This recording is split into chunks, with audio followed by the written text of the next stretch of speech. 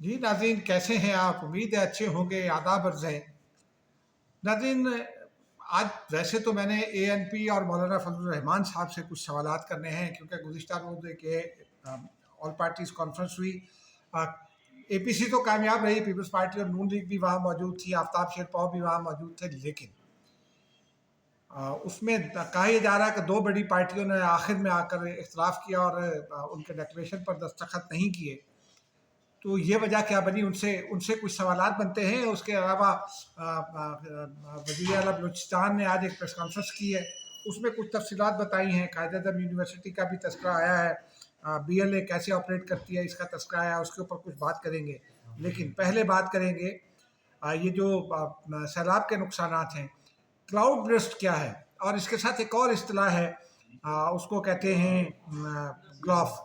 ये क्या है, इस पे बात करेंगे। नुकसान कितना हुआ इस पे बताएंगे। तो नाज़रीन आ जाते हैं पहले स्टेट अवे। खैबर पख्तूनख्वा में बहुत नुकसान हुए हैं, कश्मीर में भी हुए हैं, और मुल्क के बालाई इलाके जो है गिलगित बल्तिस्तान, उनमें भी शदीद हुआ है। स्कर्दू में बहुत नुकसान हुआ है, देवसाई और कई और इलाकों में बहुत शदीद नुकसान हुए हैं। और मेन वजह जो बन रही है वो क्लाउड बर्स्ट बन रही है। पहले तो जो नुकसानात हैं उनके ऊपर ज़रा बात कर लेते हैं। NDMA ने अब तक की जो रिपोर्ट जारी की है उनके मुताबिक इस वक्त पूरे मुल्क में बारिशों से और शदीद सैलाबी झेलों से 1978 माफ़ कीजिएगा 2478 घर तबाह हुए हैं आज तक। उनमें कुछ जुज़वी हैं, कुछ मुकम्मल हैं। ये नुकसान क्यों होता है इस पर भी बात करेंगे। फिर 700 के करीब 692 उनका फिगर है, जिसमें आज की 3 हलाकतें भी शामिल हैं। और सबसे ज़्यादा हलाकतें जो हैं वो खैबर पख्तूनख्वा में, जिनकी तादाद 392 बताई गई है। तो ये बहुत शदीद किस्म की नुकसानात हैं। इतनी बड़ी तादाद में दुनिया भर में हलाकतें होती हैं, अमेरिका में भी हुई, लेकिन हमारे यहाँ ये तादाद क्यों बढ़ जाती है, पहले ज़रा इसके ऊपर बात करना ज़रूरी है नाज़रीन। मैंने अपनी ज़िंदगी में काफ़ी ट्रैवल किया है, पाकिस्तान के अंदर भी और पाकिस्तान के बाहर भी। मेरा काम ही ऐसा है। और फिर मेरे एक बड़े भाई इंग्लैंड में रहते थे। जब वो उनको ब्रेन हेमरेज हुआ तो मुझे वहाँ जाना पड़ा, कुछ अर्सा मुझे वहाँ रहना पड़ा उनके पास। तो मैंने ये देखा कि वहाँ यूरोप में जो तर्ज तामीर है वो ज़रा बिल्कुल मुख्तलिफ है। एक तो आपको एक सिमेट्री दिखाई देगी एक ख़ास एरा का। जब वो उनका एक चीफ आर्किटेक्ट आते हैं तो उनकी डिज़ाइनिंग एक ख़ास एरा को ज़ाहिर करती है। और उनकी कंस्ट्रक्शन में जो है वो मिक्स करके इस्तेमाल किया जाता है। एक तो वो एनवायरनमेंट फ्रेंडली घर बनाते हैं, दूसरा वो ऐसे घर बनाते हैं कि जो खुदा न खास्ता अगर इस तरह के कोई नुकसानात हों, तो वो बारिशें हों, सैलाब हों, तो वो उनसे घर वो तबाही जो है वो उस बड़े पैमाने पर ना हो। दूसरा वो एनवायरनमेंट का ख्याल करते हैं। ये बात तो हम पहले कर चुके हैं। अब हमारे यहाँ क्या होता है, हमारे यहाँ कंक्रीट का जो स्ट्रक्चर है उसका शौक है लोगों को। हम दौलत की नुमाइश करना चाहते हैं, उसका शौक, और ये शौक हमें अक्सर ले डूबता है। शुमाली इलाका जात में भी और इधर भी यही होता है। एक ज़माने में वो पत्थर के घर बनते थे, पत्थर के घर में, और ये जो अब हम घर बनाते हैं, ये जो सीमेंटेड ब्लॉक के घर, इनमें बड़ा फ़र्क है। सीमेंटेड ब्लॉक आजकल बहुत इस्तेमाल हो रहा है। सीमेंटेड ब्लॉक का इस्तेमाल, अगर वो हॉलो ब्लॉक्स हैं और उनको उसी तरह इस्तेमाल किया जाए जिससे जिससे वो मजबूत हो सके, तो फिर कोई हर्ज नहीं है। लेकिन हमारे यहाँ तो वो सिंगल ब्लॉक की एक दीवार बना देते हैं, उसके साथ ब्लॉक जो है वो हॉलो ब्लॉक नहीं होते हैं, और फिर उसके साथ सीमेंट से सीमेंट लगाते हैं और जोड़ते चले जाते हैं और वो दीवार खड़ी कर देते हैं। वो दीवार ज़्यादा मजबूत नहीं होती और उसके नतीजे में फिर छत भी गिर जाती है। ये एक बड़ा मसला है। हमारे यहाँ हम कंस्ट्रक्शन का वो ख्याल नहीं करते जो जिसे एनवायरनमेंट फ्रेंडली कंस्ट्रक्शन कहते हैं। तो कंक्रीट स्ट्रक्चर जो है वो थोड़ा सा दबाव भी बर्दाश्त नहीं कर पाता। खैबर पख्तूनख्वा के मुकाबले में गिलगित बल्तिस्तान में हमने देखा है पुराने पत्थरों के घर जो बने हुए वो ज़्यादा मजबूत साबित होते हैं, क्योंकि उनमें एक रेजिलियंस होती है। उनकी कंस्ट्रक्शन का स्टाइल जो है वो ज़रा डिफरेंट होता है। फिर उनमें लकड़ी का भी इस्तेमाल होता है। हमारे यहाँ लकड़ी का इस्तेमाल तो बहुत ही कम है, जिससे इन्वायरमेंट भी तबाह हुआ। ये सब बातें अपनी जगह, लेकिन आते हैं ज़रा ये फिनोमिना की जानिब। कुछ अर्सा पहले आपको याद है कालाम में एक सैलाब आया था, उस वक्त भी बड़ी तबाही हुई थी। जनरल बाजवा थे उस वक्त, वो पहुँचे थे, कुछ रिपोर्टर्स भी उनके हमरा गए थे। उस वक्त ग्लॉफ हुआ था। वो खैबर में कालाम के ऊपर पहाड़ी इलाके के करीब वो अचानक वो ग्लेशियर मेल्टिंग हो गई थी। ये ग्लेशियर मेल्टिंग में हम बड़े अरसे से सुन रहे हैं। چونکہ درجہ حرارت بڑھ رہا ہے، لیکن یہ گلاف کیا ہے پہلے یہ آپ کو بتا دیتے ہیں۔ گلاف جب درجہ حرارت بڑھ جاتا ہے تو برف آہستہ آہستہ پگھلتی رہتی ہے، اس کی جو طے بیرونی طے ہوتی ہے وہ ذرا سخت ہوتی ہے، تو وہ رفتہ رفتہ پگھلتی ہے، پھر اچانک اندر کا پانی جب پگھل جاتا ہے تو پھر وہ زور مارتا ہے، وہ گلیشیئر ایک دم سے پھٹ جاتا ہے، وہ گلاف کہلاتا ہے، گلیشیئر پھٹنا۔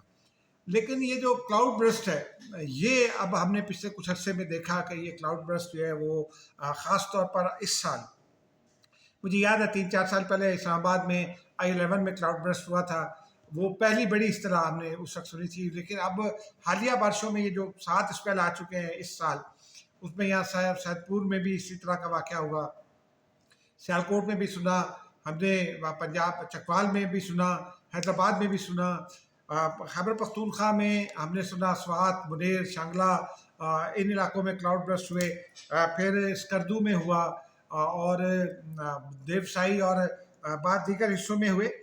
یہ ہم نے سوچا کہ یہ کچھ پتہ کرے، میرے کولیگ ہیں میاں شاہد، میں نے ان سے درخواست کی، وہ چونکہ یہ کام انوائرمنٹ کو دیکھتے ہیں، کور بھی کرتے ہیں، میرے بیورو چیف بھی ہیں، انہوں نے پھر کسی سے بات کی، ماہر سے، انہوں نے یہ بتایا کہ یہ جو کلاؤڈ برسٹ ہوتا ہے یہ خاص طور پر اصطلاح ہے، کیونکہ ان کا یہ کہنا تھا کہ ہمارا درجہ ایوریج ٹیمپریچر جو ہے نا سالانہ وہ بڑھ گیا ہے۔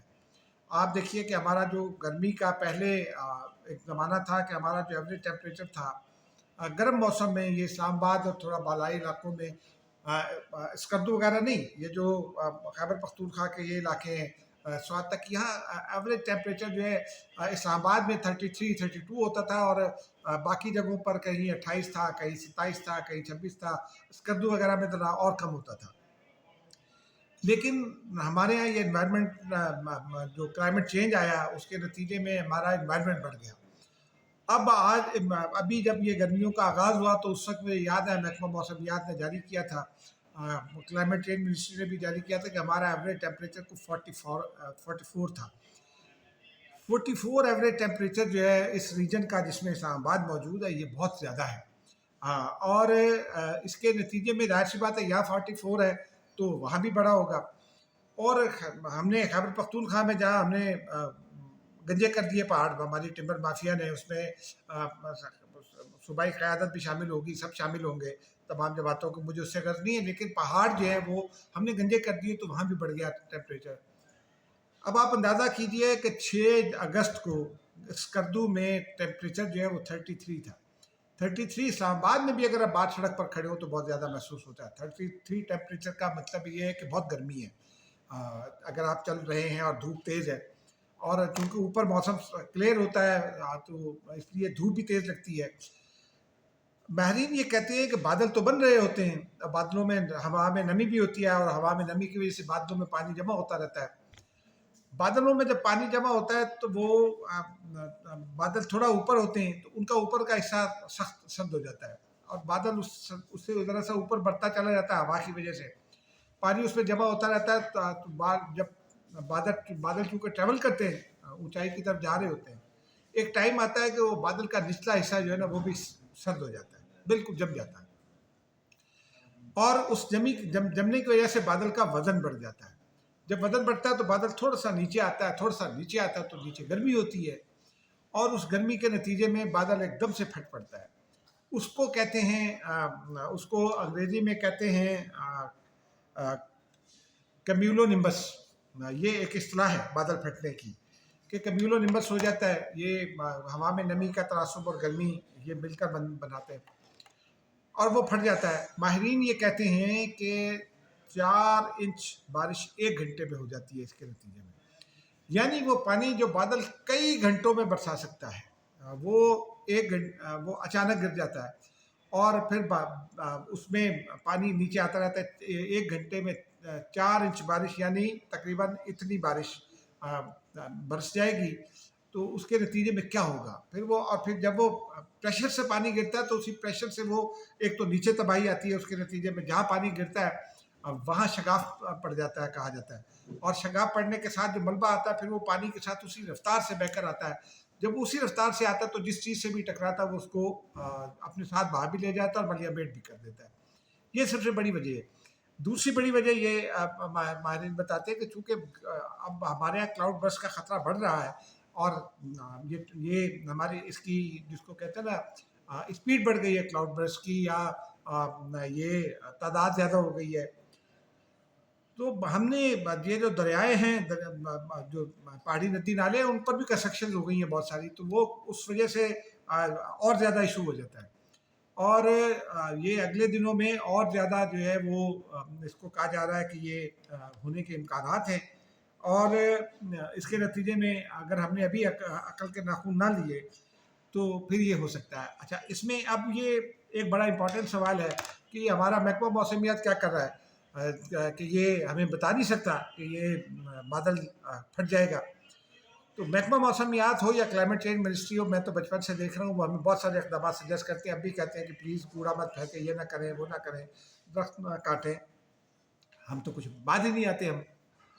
बहरहाल उसके नतीजे में ये सब कुछ होता है। हमें भी सोचना पड़ेगा एट पब्लिक लेवल, मुझे और आपको भी अपना रोल प्ले करना पड़ेगा। फिर जो प्लांटेशन है उसका, वो खैबर पख्तूनख्वा में हमने आपको परसों भी बताया था कि वहाँ सफ़ेदे का दरख्त लगा दिया। सफ़ेदा तो ज़मीन का पानी पी जाता है, इकोलॉजिकल सिस्टम ख़राब कर देता है।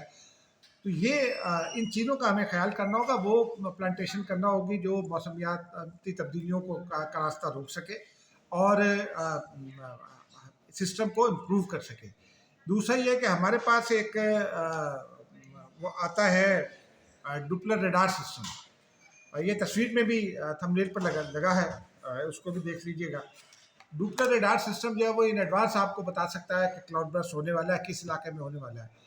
लेकिन पता नहीं क्या वजह है कि डुपलर रेडार सिस्टम हमारे पास नहीं है। कितना महंगा होगा, हमें ले लेने चाहिए कितने, लेकिन ये भी डिपेंड करता है कि हमें कितनी तादाद में चाहिए और क्या दुनिया हमें उसमें असिस्ट कर सकती है। इस पर अब जाहिर सी बात है, इस मरतबा बहुत ज़्यादा हुआ है तो अब हुकूमत ये सोच भी रही होगी। लेकिन डुपलर रेडार सिस्टम भी हमें कितना बचा सकते हैं अगर हम खुद तबाही इतनी करना चाहते हैं। वो आपको 24 घंटे पहले, 48 घंटे पहले, 72 घंटे पहले बता देगा। उससे ये नतीजा हो सकता है कि हम वो इलाके खाली कर दें, पीछे चले जाएं, तो हम उतनी बड़ी तादाद में नुकसान से बच सकते हैं। बहरहाल अल्लाह ताला हम पर रहम करे। अब आते हैं नाज़रीन अगली स्टोरी की जानिब, और अगली स्टोरी आपको पता है, एक तो बीच में खबर ये आ गई है कि राना साउला जो है वो उन्हें पंजाब में से सेनेट का टिकट जारी कर दिया गया है। पिछले दिनों उन्होंने एक स्टेटमेंट दी थी, कंट्रोवर्शियल स्टेटमेंट देने के माहिर हैं, जिसके नतीजे में नून लीग कुछ परेशानियों का शिकार होती है और फिर प्राइम मिनिस्टर को भाग कर मरी जाना पड़ता है। लेकिन सब अपनी जगह। बहरहाल उनको मुबारक हो, अब वो सेनेटर हो जाएंगे क्योंकि नून लीग की अक्सरियत है। लेकिन गुज़िश्ता रोज़ का मौजू जो है वो गुज़िश्ता रोज़ ऑल पार्टीज़ कॉन्फ्रेंस से ANP की बड़ी कामयाब रही, कोई शक नहीं इसमें। जो खैबर पख्तूनख्वा हुकूमत ने की थी उसमें तो सिर्फ जो है वो कोई एक ही बड़ी पार्टी आई होगी, उसमें वो PTI थी बड़ी पार्टी, बाकी तो छोटी छोटी नॉन एग्जिस्टेंट पार्टीज़ थी। ये जो गुज़िश्ता रोज़ ANP की हुई है, इसमें पीपल्स पार्टी भी थी, इसमें नून लीग भी थी, मौलाना फजल रहमान की JUI भी थी, जमात इस्लामी भी थी, आफ्ताब शेरपाव की पार्टी भी थी, अफरासियाब खटक की भी थी, मोहसिन दावड़ की पार्टी भी थी और बहुत सारी पार्टियाँ थी। अब इसमें मौलाना फजल रहमान ने भी बड़ी तकरीर की और उन्होंने रियासत को बहुत लताड़ा, हुकूमतों को बहुत लताड़ा। ANP वो जो उसका डिक्लेरेशन था फाइनल, उस पर फिर पीपल्स पार्टी और नून लीग ने इतराज़ ये कि दस्तखत नहीं किए। उसमें कुछ जुमले ऐसे थे, वो रियासत को, रियासती अदारों को टारगेट कर रहे थे वो जुमले, और ये मेरे ख्याल में ये दुरुस्त बात है कि जब आप पब्लिक में आते हैं तो आप अपने जो कंसर्न हैं वो नेशनल सिक्योरिटी के हवाले से वो बंद कमरा इजलासों में रखते हैं। बंद कमरा इजलास इसीलिए बुलाए जाते हैं, तो ये मुतालबा किया जाना चाहिए था कि बंद कमरा इजलास रखा जाए। इस पर एक नेशनल डायलॉग की ज़रूरत है, या बंद कमरा इजलास बुलाया जाए। लेकिन वो सारा जब जिम्मेदार आपने एस्टेब्लिशमेंट को ठहरा दिया तो फिर नून लीग और पीपल्स पार्टी के लिए मुमकिन नहीं। लेकिन चंद बड़े सवालात हैं। ANP के कोई 500 लोग मारे गए हैं तहरीक तालिबान के हाथों, और ANP हमेशा दहशतगर्दी की हिमायत करती थी। अब क्या हुआ, वो ऑपरेशन की, चलिए ऑपरेशन तो कोई नहीं हो रहा, खैबर पख्तूनख्वा हुकूमत के साथ हो रही है, मिलकर कार्रवाइयाँ हो रही है, जहाँ जहाँ वो कहते हैं ज़िला इंतज़ामिया जो तरीक़ाकार PTI हुकूमत ने तय किया है। लेकिन क्या ये बेहतर है, क्या ये सारे ये जो आकर बैठ गए कबायली इलाकों में आबाद थे, ये सारे कबायली, फिर इनसे सरदारों से क्यों नहीं पूछा जाता? ये जो कबायली इलाकों के ज़िम्मेदारान हैं ان سے کیوں نہیں پوچھا جاتا کہ طالبان آ کر کیسے بچے یا کسی لوگوں کے گلے کاٹتے ہیں؟ پھر یہ جو دہشت گردی کرتے ہیں، جو ان کی حمایت کرتے ہیں، جو ان کے لیے فائنینسز کریٹ کرتے ہیں، جو ان کی مالی مدد کرتے ہیں، یعنی ٹیرر فائنینسنگ کرتے ہیں، اے این پی کو اس پر کیوں نہیں تکلیف ہوئی؟ مولانا فضل الرحمان کو اس پر کیوں نہیں تکلیف ہوئی؟ سارا ملبہ ریاستی انتظامیہ پر ڈالا. ٹھیک ہے، ایک زمانے میں ہماری پالیسیز تھیں، لیکن اس وقت ساری دنیا کی پالیسی یہ تھی، اکیلے پاکستان کی پالیسی نہیں تھی. آپ کو یاد ہوگا جب وہ جہاد افغانستان شروع ہوا تھا، میں اس کا مخالف تھا، میں نے آج تک اس کو کبھی جہاد نہیں کہا. لیکن اس وقت امریکہ، چین، روس تو دوسری جانب تھا، لیکن باقی ساری دنیا جو ہے وہ اس کے ساتھ تھی، اور پھر طالبان کے کریشن میں بھی ساتھ تھی. پی ٹی آئی حکومت نے تو بڑی جو ہے واہ واہ کی تھی جب یہ طالبان نے آ کر قبضہ کیا تھا 2019 میں. عمران خان وزیر اعظم تھے، شاہ محمود قریشی کہتے تھے کہ یہ مختلف طالبان ہیں. تو پھر اب کیا ہوا؟ وہ اس وقت تو آپ ان کی پی ٹی آئی اس وقت بھی ان کی حمایت کر رہی تھی، باقی اے این پی مخالفت کر رہی تھی. اب یہ سارے ان کے ساتھ چلے گئے. کیوں؟ اس لیے کہ آپ کا ووٹ خراب ہو رہا ہے. دہشت گردی ایک چیلنج ہے، اس سے اس وقت تک عہدہ برا نہیں ہوا جا سکتا جب تک ہم سب مل کر یہ نہ کریں. اب دیکھتے ہیں، ہو سکتا ہے اے این پی کو عقل آ جائے اور باقی جماعتوں کو بھی. یہ ضروری ہے، آپ کو نیشنل، آپ سسٹم کی جماعت ہیں، آپ کی کئی مرتبہ حکومت رہی ہے خیبر پختونخوا میں، تو آپ کو ذرا بیہیو کرنا چاہیے. اور نون لیگ پیپلز پارٹی اور جے یو آئی کو بھی بیہیو کرنا چاہیے، کیونکہ جے یو آئی کے بھی اکرم درانی وزیر اعلیٰ رہ چکے ہیں. ان کو لوگ ساتھ لے کر چلنا چاہیے. ریاست سب کی ماں ہے. طالبان کے کوئی حقیقت نہیں ہے، طالبان دہشت گرد ہیں، اس میں کوئی شک نہیں ہے. تو ان کے ساتھ کھڑا ہو جانا مجھے سمجھ میں نہیں آتا. بہرحال اب آج ایک نئی خبر بھی سامنے آئی ہے. وزیر اعلیٰ بلوچستان نے پریس کانفرنس بھی کی ہے. ایک نوجوان ہے بی ایل اے کا، جو طائب ہوا ہے، اور اس کی ویڈیو بھی سوشل میڈیا پر موجود ہے. اس نے پوری کہانی بتائی ہے. قائد اعظم یونیورسٹی کا پروفیسر جو ہے اس میں انوالو ہے. وہ پروفیسر کون ہیں؟ کچھ اشارے ایسے مل رہے ہیں کہ جیسے ان کا تعلق کسی سے سیاسی فیملی سے ہے. اور پھر بلوچستان لبریشن آرمی کا net work Quaid Azam university میں ہونا انتہائی خطرناک بات ہے. یہ جو ہم پر نظر رکھتے ہیں محلوں میں پولیس والے، میرے محلے میں میرے گھر میں کوئی مہمان آ جائے تو تھانے کو پتہ ہوتا ہے. تو پھر یہ نیٹ ورک کیوں چھپا رہا؟ یہ ذرا ان سے بھی جواب طلبی کرنی چاہیے. لیکن یہ انتہائی خطرناک بات ہے کہ یہ لاہور اور اسلام آباد میں بیٹھ کر یہ اپنا نیٹ ورک بناتے ہیں اور وہ دہشت گردی کرتے ہیں. اور ایمان مزاری صاحبہ کے لیے بھی میرا خیال ہے، یہ سوچنے کی بات ہے کہ یہ یہاں قائد اعظم یونیورسٹی میں بی ایل اے کا پروفیسر کیا کر رہا تھا، اور کیا ریاست پر حملے کرنا جائز ہے جو بی ایل اے کر رہی ہے. بلوچ حقوق کی بات اپنی جگہ، لیکن باقی تنظیمیں بھی تو ہے نا حقوق کی بات کرنے والی، اور یہ حقوق مل بھی رہے ہیں. ایک زمانے میں این ایف سی ان کا بڑا مسئلہ ہوتا تھا ورٹیکل اور ہاریزونٹل بنیادوں پر، وہ پورا ہو گیا. وسائل پر حق کافی پورا ہو گیا. تو پھر کچھ اور جو شکایات ہیں وہ بھی دور ہو سکتی ہیں، لیکن یہ پاکستان پر حملوں سے دور نہیں ہو سکتی. خدا حافظ.